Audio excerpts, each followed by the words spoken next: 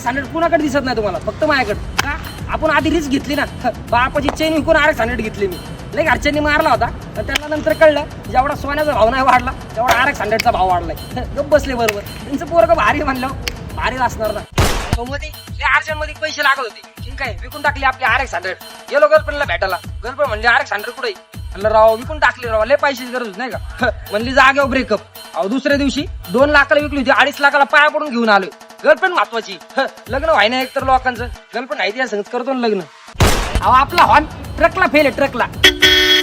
आपण हॉर्न दिला का 2-3 किलोमीटर गाड्या बाजूला सारखतात. एक जण आलाय सिंगल स्टँडवर बसलाय, पडली ना माझी गाडी. आवड झालं, काय सांगू तुम्हाला, त्या घरचेच राडा लागत. 3 दिवस झाला चांगला होता म्हणून. समजा आता काय झालं असं.